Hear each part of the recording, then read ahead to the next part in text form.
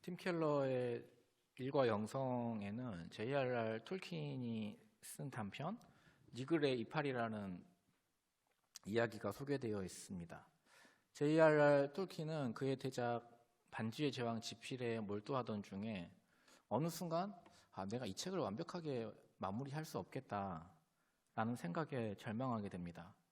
톨킨에게는 여태 세상에 없는 보지 못했던 이야기를 써내겠다는 비전이 있었습니다. 제가 군대에 있을 때 반지의 제왕이라는 책을 봤는데 그냥 읽다가 그냥 덮었습니다. 나중에 영화로는 재밌게 봤는데 혹시 책으로 읽어보신 분 있으십니까?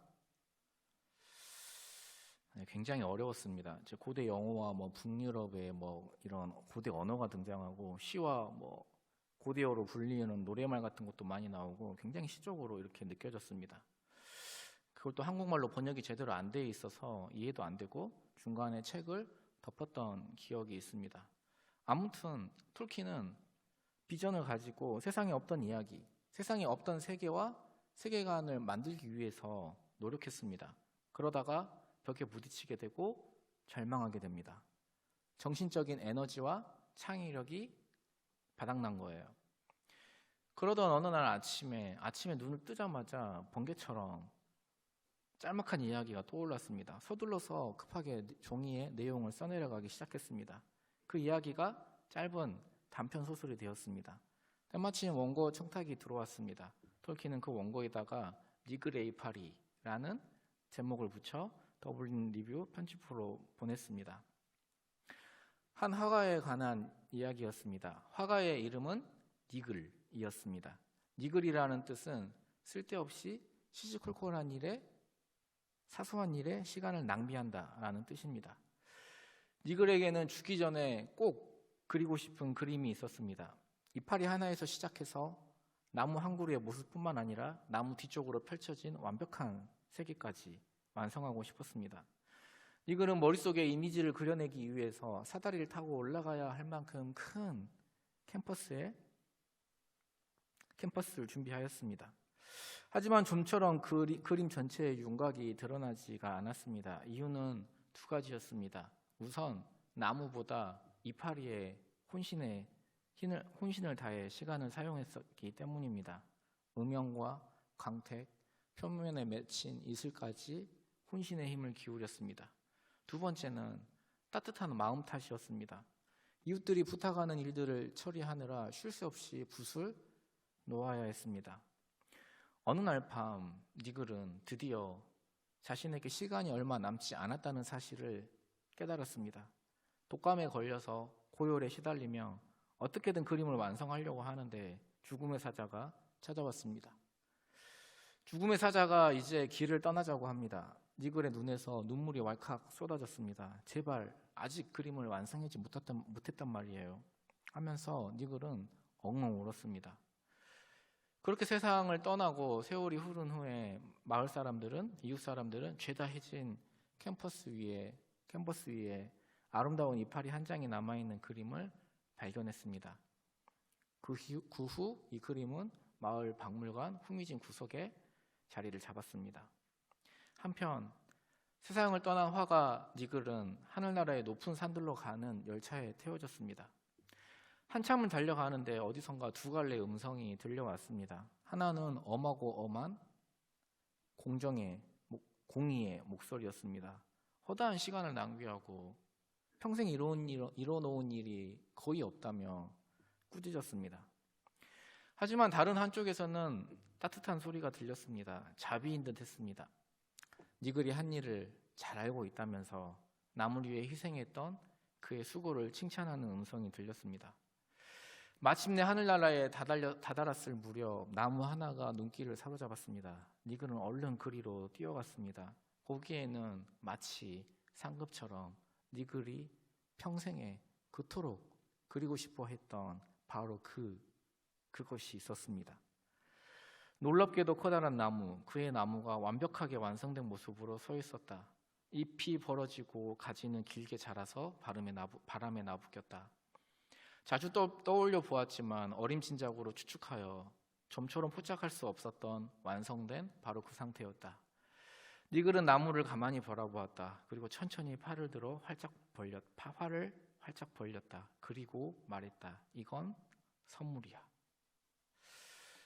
이 이야기는 반지의 제왕이라는 거대한 신화를 완성하고자 했던 톨킨 자신의 희망과 좌절에 관한 이야기이기도 하고, 이 땅에서 완성하려고 하는 소명과 천상에서 완성되는 소명의 관계에 대한 아름다운 통찰을 주는 이야기입니다. 우리 한 사람 한 사람에게는 하나님께서 선물처럼 주신 소명이 있습니다. 하지만 우리가 이 소명을 다 이해하는 것은 불가능합니다. 저는 전라도 신안의 외진 섬에서 연로한 어른들 몇 분들 데리고 사역하고 계시는 저희 아버지를 볼 때마다 마음이 편치 않습니다. 저는 아버지랑 통화할 때 아버지에게 뭐 하고 계셨어요? 이런 질문을 거의 물어보지 않습니다. 그냥 있어. 그냥 집에 있어. 이렇게 말씀하실까봐 그렇습니다. 처음 그 말을 들었을 때 너무나 마음이 아팠기 때문입니다. 아버지의 사역이 제 눈에는 너무나 작고 초라해 보여서 아직 철이 없는 아들의 눈에는 그게 그렇게 마음이 아팠습니다. 제가 목회자가 된 후에 저희 아버지는 저에 대해서 굉장히 자랑스러워 하시면서도 자신이 목회자로서 겪었던 고통을 아들이 겪게 될까봐 굉장히 마음 아파하셨습니다. 자신이 해준 게 없다며 미안해하신 아버지에게 아버지는 저에게 좀 기도할 때 아버지를 떠올리면 굉장히 좀 마음 아픈 그런 존재이십니다.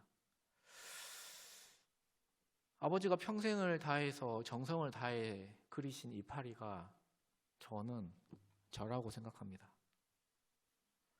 해준 게 없다는 말씀을 하실 때마다 전 아버지에게 그렇게 이야기해요. 아버지 그런 말씀 하지 마세요. 아버지가 뭐 저한테 해준 게 없어요. 저 이렇게 키워주시고 저렇게 목회자로 만들어 주셨잖아요. 지금도 저 위에서 기도해 주고 계시잖아요. 라고 말씀드립니다. 하나님은 우리가 이룬 것만을 보시는 분이 아니십니다. 정성스레 이파리 하나 남기고 우리가 생을 마감한다고 해도 하나님은 우리에게 이건 선물이야 라고 말할 수밖에 없는 상급을 우리에게 주실 것입니다. 하나님은 결과가 아니라 소명의 자리로 나아가는 과정과 그 안에서 노력하는 나의 선한 수고만을 보시기 때문입니다. 목사님 소명은 무엇입니까? 라고 물어보면 저는 정말 청년들에게 대답할 말이 별로 없습니다. 이 방향이 소명을 향해 가는 방향이라는 건 알지만 제 소명은 매일매일 새로 깨달아지고 있습니다. 세밀하게 말씀하시는 그 길들은 매년, 매월, 매일 그렇게 깨달아가고 있습니다. 이렇게 이야기할 수밖에는 없을 것 같습니다. 톨킨이 자신을 니글에게 대입하였듯이 우리 역시 니글에게 우리 인생을 대입할 수 있습니다. 니글의 뜻이 무엇이라고 했습니까? 쓸데없이 시시콜콜 사소한 일에 시간을 낭비한다는 뜻입니다. 우리 대부분은 쓸데없이 시시콜콜 사소한 일에 시간을 낭비하면서 살아갑니다. 그러나 우리가 하나님 나라라는 큰 그림을 생각하면서 우리도 니글처럼 이파리 하나 마음을 다해 그려나가며 시시때때로 붓을 내려놓고 하나님께서 허락하신 이웃들을 섬기며 살아갈 때 우리도 언젠가 눈물을 흘리며 이건 선물이야 라고 고백할 수밖에 없을 것입니다. 오늘 본문은 여호사밧의 개혁에 관한 이야기입니다. 여호사밧의 개혁은 사실 여호사밧 혼자 시작한 것이라고 보기는 어렵죠. 여호사밧의 아버지인 아사가 선지자 오뎃의 그 애언을 듣고 우상을 제거하는 것부터 시작이 됩니다. 이 우상들은 대부분 솔로몬이 왕으로 있었을 때 강대국들과 정책적으로 정략적인 결혼을 통해서 데리고 온 아내들이 섬겼던 우상들입니다. 이 우상들이 남유다 전역에 퍼져 있었던 것입니다. 아사 왕이 봤을 때 이 남유다의 위기는 눈에 보이는 군사력이나 경제력이나 눈에 보이는 어떤 것들이 문제가 아니었어요. 진짜 문제는 보이지 않는 것, 곧 백성들의 정신과 삶에 자취를 감춰버린 하나님이 가장 큰 문제임을 인식했습니다. 그리고 먼저 우상을 제거하기 시작합니다. 우상에 대한 그의 단호함이 얼마나 강했던지 열왕기상 15장 13절은 다음과 같이 기록합니다. 한번 같이 읽어볼까요? 함께 읽겠습니다. 시작. 또 그의 어머니 마아가가 영광스러운 아세라 상을 만들었으므로 태우의 위를 패하고 그 우상을 찍어 기드론 시냇가에 불살랐으나 그는 자신의 할머니를 대비의 자리에서 물러나도록 조치했습니다. 개역 개정은 어머니라고 표현했지만 사실은 마아가는 르호보암의 아내이죠. 그러니까 아사의 할머니죠. 그래서 표준 세번역은 할머니라고 이렇게 옳게 번역되어 있습니다. 자신의 의지를 먼저 자신에게 그리고 자신들에게 가족들에게 먼저 보인 것입니다. 여호사밧은 아버지의 이런 모습을 보면서 배우며 자랐을 것입니다. 여호사밧은 아버지의 개혁을 이어받아서 더욱 구체적인 개혁을 실시했습니다. 역대하 17장 4절 말씀 한번 같이 볼까요? 이게 잘못 나온 것 같은데요. 네, 열왕기상이 아니라 역대하 17장 4절 말씀인데 역대하 17장 4절 말씀을 한번 같이 보도록 하겠습니다. 역대하 17장 4절 말씀입니다. 시작. 오직 그의 아버지의 하나님께 구하며 그의 계명을 행하고 이스라엘의 행위를 따르지 아니하였습니다. 우리 6절 말씀도 한번 같이 볼까요? 그가 전심으로 여호와의 길을 걸어 산당들과 아세라 목상들도 유다에서 제거하였더라.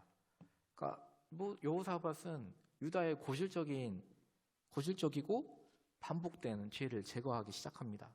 그리고 가장 역대 어느 왕도 성공하지 못했던 종교 개혁 중에 여호사밧이 유일하게 성공한 일이 하나가 있습니다. 그것은 바로 유다 땅에서 산당을 제거한 것이었습니다. 산당은 역대 왕들의 개혁 정책에도 살아남아서 유다 백성들의 신앙을 지배해 왔습니다. 까다로운 율법 준수보다는 가까이 있는 산당에서 손쉽게 욕망을 채울 수 있다고 여겼기 때문에 고질적으로 산당이 존재해 왔던 것이죠. 그리고 여호사밧이 한 일이 무엇입니까? 우리 9절 말씀 한번 볼까요? 네, 함께 읽겠습니다. 시작. 그들이 여호와의 율법책을 가지고 유다에서 지되 그 모든 유다 성읍들로 두루다니며 백성들을 가르쳤더라. 그렇게 개혁을 하고 나자 이제 10절에서부터 19절까지의 말씀을 보면 하나님의 축복으로 굉장히 부강해지는 남유다의 모습을 볼 수 있습니다. 그래서 하나님께서 유다 사방에 있는 나라들에게 두려움을 주셔서 감히 남유다를 건드리지 못하도록 그리고 오히려 그들이 남유다의 조공을 바치도록 그렇게 부강하게 만들어 주신다는 것이 본문의 내용입니다. 저는 우리 삶에도 이와 같은 영적인 개혁이 필요하다고 생각합니다. 그러나 우리는 왕도 아니고 여호사밧도 아니고 아사처럼 위대한 아버지를 두지도 않았습니다. 더군다나 우리는 눈에 보이는 우상들을 만들어 섬기는 시대도 아닙니다. 우리는 우리 인생에서 여호사밧과 반지의 제왕처럼 위대한 이야기가 아니라 니글의 이파리처럼 선물 같은 이야기를 써내려 가야 한다고 생각합니다. 우리가 단번에 큰 나무와 숲을 그리고 단번에 반지의 제왕 같은 위대한 이야기를 써내려 갈 수는 없습니다. 우리가 단번에 위대한 개혁을, 영적인 개혁을 일으킬 수는 없습니다. 단번에 내가 하나님이 원하시는 사람으로 그렇게 변화될 수는 없습니다. 시시콜콜 사소한 일에 시간을 낭비하는 것 같지만 이파리 하나 정성스럽게 그리는 일, 붓을 내려놓고 이웃을 섬기는 일, 이런 것들을 통해 우리는 결국 이렇게 외칠 수 있는 것이죠. 이건 하나님 주신 선물이야. 그러나 우리에게는 이파리를 그리기 전에 먼저 제거해야 할 우상이 있습니다. 그동안 제거하지 못하고 여호사밧의 시대에 와서야 제거해야 할 산당은 오늘날 나에게는, 우리에게는 무엇일까요? 저는 여호사밧의 아버지 아사왕이 개혁 초기에 느꼈던 문제가 지금 이 시대에도 여전히 문제라고 생각합니다. 남유다의 위기의 원인은 눈에 보이는 것들이 아닌 백성들의 정신과 삶 속에서 자취를 감춰버린 하나님이 가장 큰 문제임을 인식했습니다. 저는 이것을 오늘날 우리 시대로 우리 청년들에게 이야기하면 영적 무관심이라고 표현할 수 있을 것 같습니다. 한번 따라해 볼까요? 영적 무관심. 영적 무관심은 사탄의 공격에 대한 인간의 가장 처참한 형태의 패배입니다. 여러분 한번 생각해 보십시오. 여기 앉아 계시는 분들이 영적인 일에 전혀 관심이 없는데 더 나은 영적인 삶에 대해서 내가 설교하는 일이 얼마나 곤혹스럽겠습니까? 난해한 질문을 던지는 사람보다 질문을 던질 줄 모르거나 질문이 아예 없는 사람들이 사람을 대하는 것이 훨씬 힘이 듭니다. 왜 그렇습니까?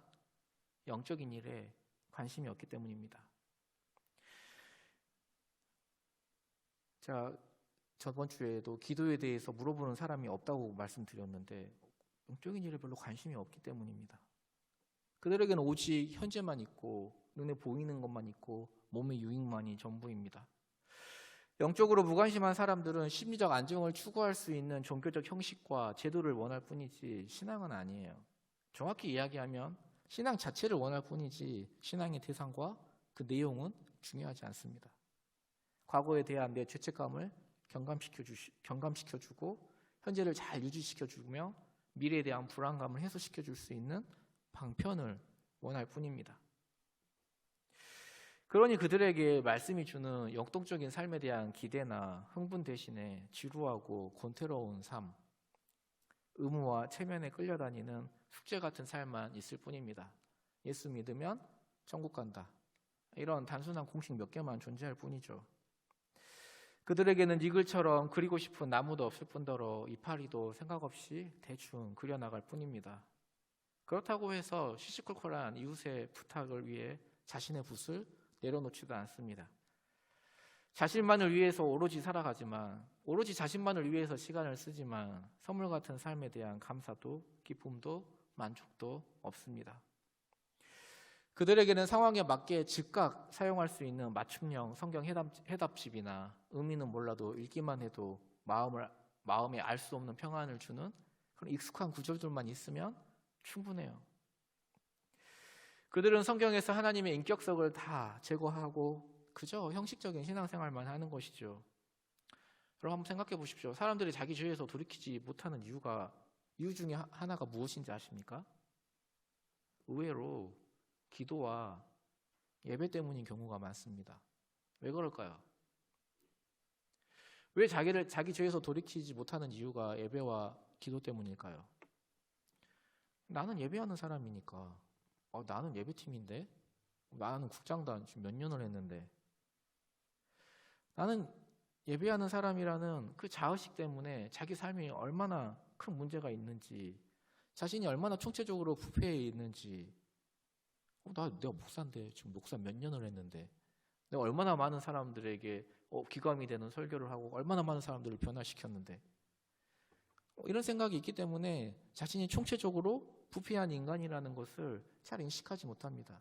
그래서 우리가 죄에서 잘 돌이키지 못하는 이유는 사실 예배와 기도 때문일 때가 굉장히 많습니다.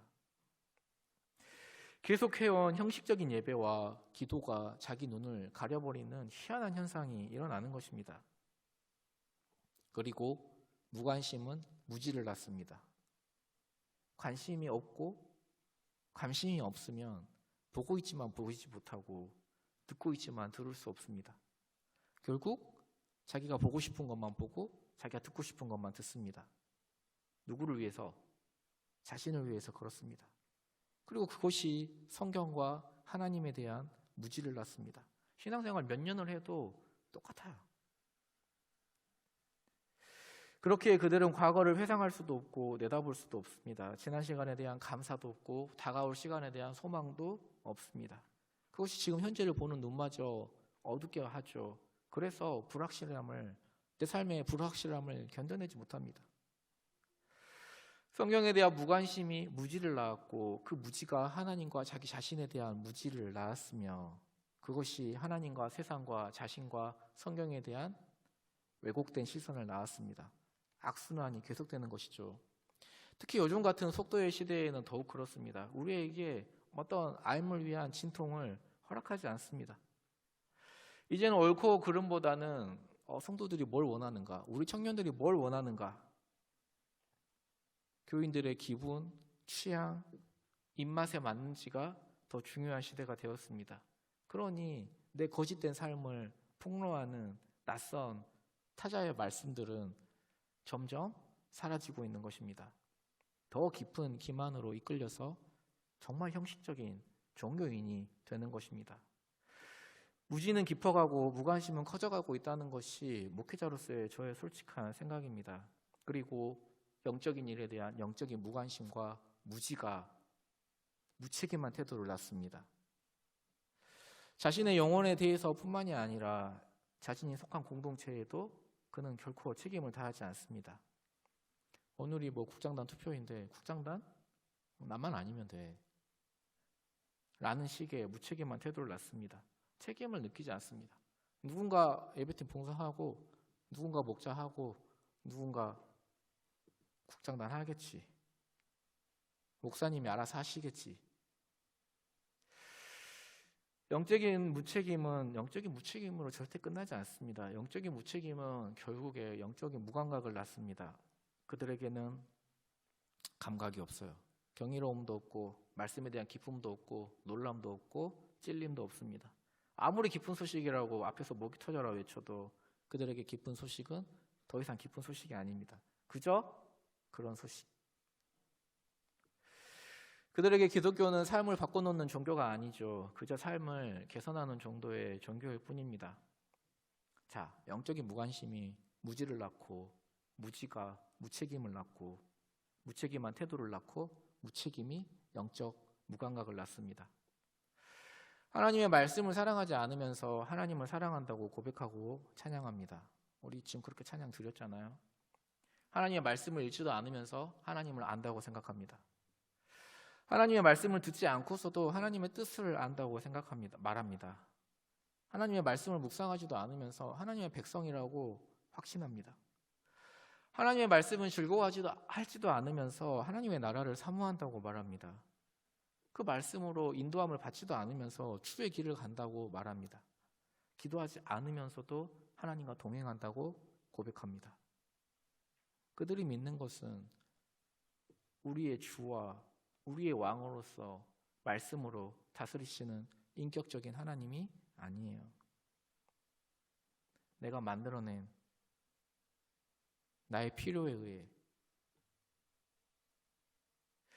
말씀을 읽지도 듣지도 사랑하지도 묵상하지도 순종하지도 적용하지도 따르지도 않는데 그럼에도 아무 문제가 없다고 확신을 주는 방부제 가득한 인스턴트 같은 진리일 뿐입니다. 벤자민 프랭클린이라는 사람은 이렇게 말했어요. 어떤 사람들은 25살 때 이미 죽어버렸는데 장례식은 75세에 치른다.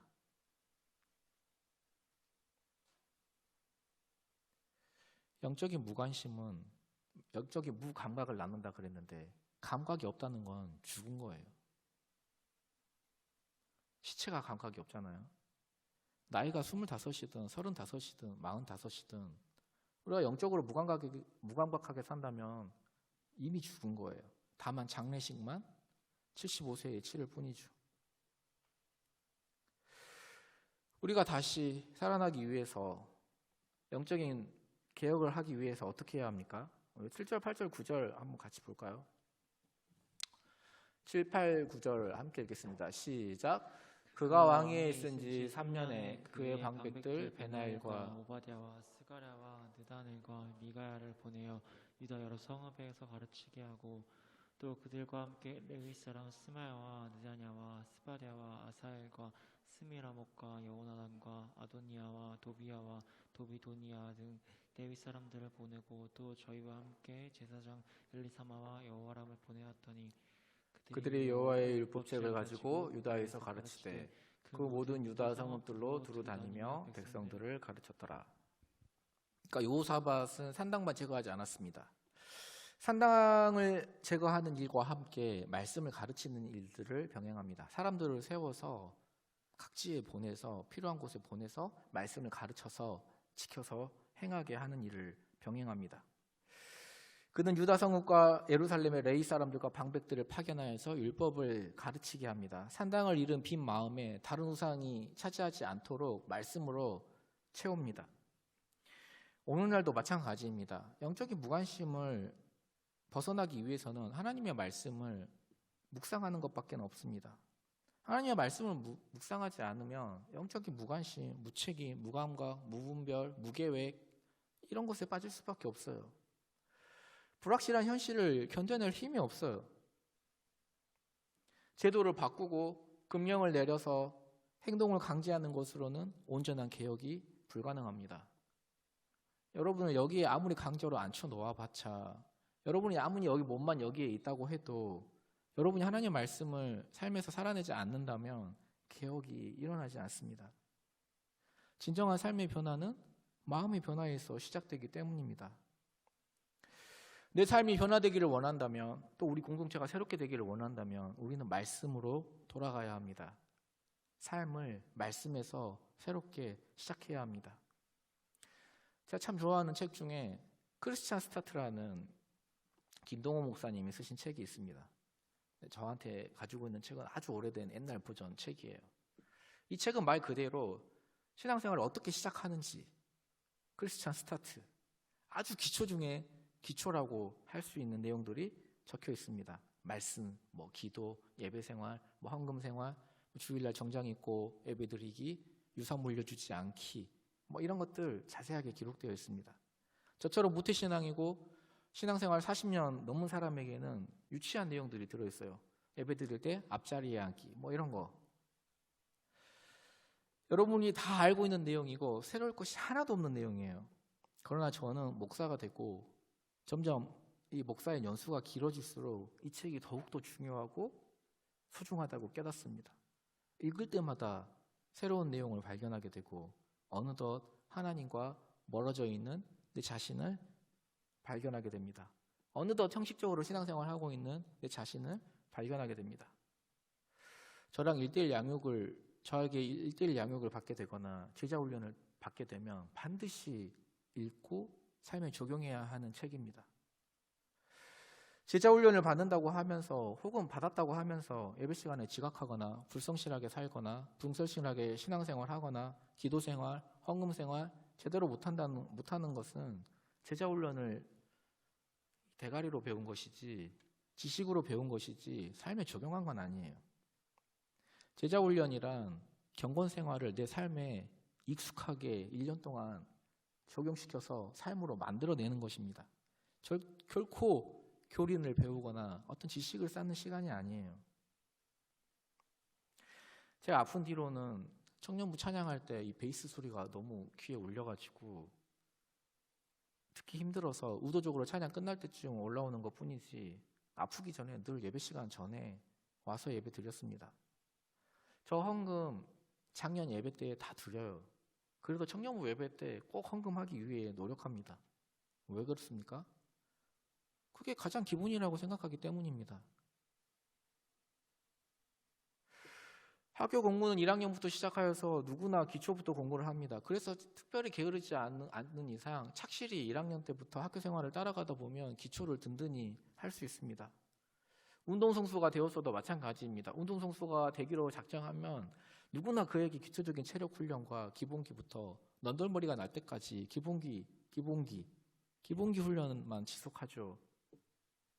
그러나 교회는 그것이 쉽지 않습니다. 지금 이곳에는 모태신앙이라고 불리우는 사람들, 그러니까 조기교육 받은 모태신앙부터 이제 막 신앙생활 시작한 사람, 평생을 믿은 사람, 다양한 사람들이 신앙생활을 하고 있습니다. 이 중에 여러분들이 진짜로 받은 훈련이, 여러분들이 정말 마음 다해 받은 훈련이 얼마나 된다고 생각하십니까? 새가족 교육 받기도 하지만 그 짧은 과정을 통하여 신앙의 기본기를 잘 훈련할 수 있게 되는 것도 아닙니다.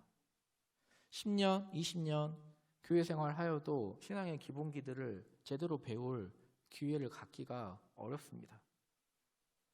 귀로 듣고 몸을 움직여 순종하지 않는다면 이건 그냥 훈련이 아니라 이건 그냥 지식을 쌓은 것뿐이에요. 저는 아프고 나서 더욱더 느낍니다. 이 기본기가, 신앙의 기본기가 너무 중요하다고 생각합니다. 그런데 이 크리스찬 스타트라는 책에서 제일 먼저 다루고 있는 것이 바로 말씀 생활입니다. 말씀 듣기나 말씀 읽기가 아니라 말씀 생활이에요. 저는 이 말씀 생활이 우리에게 니글의 이파리가 되어진다고 생각합니다. 니글이 음영과 광택, 표면에 맺힌 물방울까지 그려내기 위해 혼신의 힘을 기울였던 그 이파리 말입니다. 내 삶의 확실한 그림은 보이지 않고 늘 희미하게 보이지만, 그래서 절망스럽고 두려움이 몰려오지만, 오늘 내가 당장에, 오늘 하루에, 날마다 하루하루의 일상 가운데서 우리가 혼신의 힘을 다해 그려내야 하는, 살아내야 하는 그 이파리, 그것이 말씀 생활입니다. 크리스찬 스타트에서 말씀하고 있는 말씀 생활에 대한 짤막한 내용입니다. 첫째, 믿음을 가지고 있는다. 오늘 읽는 성경 속에 오늘 나에게 주시는 하나님의 말씀이 있다는 믿음을 갖고 성경을 읽는 것이 중요하다. 그리고 그것은 사실이다. 오늘 읽는 말씀 속에 오늘 나에게 주시는 하나님의 말씀이 분명히 있다. 그 믿음을 가지고 마치 보물을 캐는 사람처럼 오늘 나에게 말씀하시는 하나님의 음성이 들릴 때까지 고집스럽게 읽고 또 읽는 것이다. 처음에는 쉽지 않지만 믿음을 가지고 끝까지 고집을 부리면 정말 오늘 나에게 주시는 하나님의 말씀을 들을 수 있다. 둘째, 다독보다는 정독한다. 셋째, 매일 읽는다. 외국어를 공부할 때 중요한 것이 하루 30분이라도 매일 하는 것이라고 한다. 하나님의 말씀도 마찬가지다. 하루 한 장이라도 매일 성경을 읽는 것이 중요하다.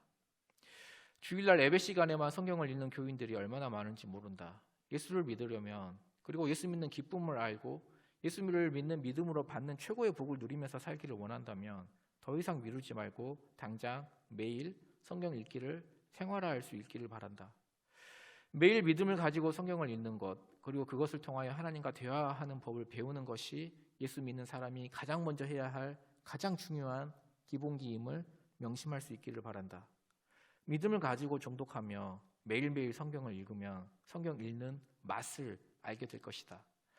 말씀의 맛을 알게 되면 그때 비로소 예수 믿는 맛을 알게 된다. 세상에는 예수 믿는 맛을 모르고 예수 믿는 것이 밤낮 좁은 길이고 십자가의 길인 줄로만 아는 사람들이 얼마나 많은지 모른다. 그렇지 않다. 예수를 믿는다는 것은 세상의 그 어떤 것보다 즐거운 일이요 재미있는 일이다. 예수를 믿는다는 것은 제가 만약에 표현한다 그러면은 모험이에요. 모험. 가슴 뛰는 모험입니다. 그리고 그 다음 과가 설교 복습이에요. 목사님 말씀 듣고 설교 노트 써서 복습하라는 것입니다. 우리가 학교에서 공부할 때 복습을 하지 않고 수업만 듣는다면 공부를 잘할 수가 없죠. 마찬가지 원리입니다. 저는 이 설교 노트를 생각할 때 항상 김정현 목사님 이야기가 생각이 납니다. 준범이 형제 유품 가운데 준범이 형제가 매주일 김정현 목사님 설교 듣고 정리한 내용을 적어둔 설교 노트, 그것도 매주 몇 년 동안 수권이나 되는 설교 노트가 준범이 형제 유품이었어요. 그런 형제를 하나님 먼저 부르셨다는 것이 너무나 아쉽습니다. 그런 형제랑 같이 신앙생활 한다는 것이 목회자로서 얼마나 신나고 재밌었을까요? 제가 내년에 임명되는 국장단 목자 울타리 예배팀 임명식을 하는데 임명장을 따로 드리지 않을 생각이에요. 임명장을 대신하는 설교 노트를 적을 수 있는 다이어리를 승인교회 로고를 박아서 청년부 글씨를 박아서 드릴 작정입니다. 말씀에 대한 챕터가 5개가 있는데 마지막이 말씀 실천입니다. 그래서 말씀 생활이죠. 하나님의 말씀대로 사는 것은 결코 어렵지 않습니다. 힘들고 어렵지 않아요. 생각보다 힘들고 어렵지 않습니다. 다만 우리에게 사탄이 속삭일 뿐이죠. 말씀대로 사는 건 불가능해. 그렇게 산다면 손해가 너무 많아. 너 바보처럼, 병신처럼 그렇게 살 거야? 말씀대로 사는 게 얼마나 힘든지 알아? 이건 사탄이 주는 메시지예요. 예수님 뭐라고 말씀하십니까? 나의 멍에는 쉽고 가볍다고 말씀하시지 않습니까? 하나님의 말씀이 진리일까요? 사탄의 이야기가 진리일까요? 원래 사탄은 거짓의 영, 속이는 영이에요. 그렇지 않습니다. 결국 그렇지 않아요. 왜냐하면 하나님은 이 세상을 말씀으로 창조하셨고 지금도 말씀으로 다스리고 계시기 때문입니다. 이 세상의 주인은 하나님이시지 사탄이 아니기 때문입니다. 하나님의 말씀을 들으면 이해가 되든 되지 않든, 그리고 자신에게 손해가 된다고 생각하든 이익이 된다고 생각하든 상관하지 말고 순종하십시오. 말씀을 삶으로 그렇게 살아내십시오. 예수님 역시 십자가의 길을 걸으시면서도 십자가가 부담스러웠습니다. 우리 겟세마네 기도회를 잘 알고 있지 않습니까? 땀방울이 핏방울이 되도록 기도하셨습니다. 근데 그 기도의 내용이 무엇이었습니까? 할 수만 있다면 이 잔을 내게서 옮기시옵소서. 할 수만 있다면 이 잔을 내게서 옮겨주십시오.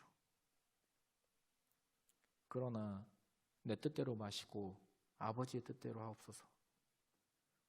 그리고 그 십자가에서 비참한 죽음을 맞이합니다.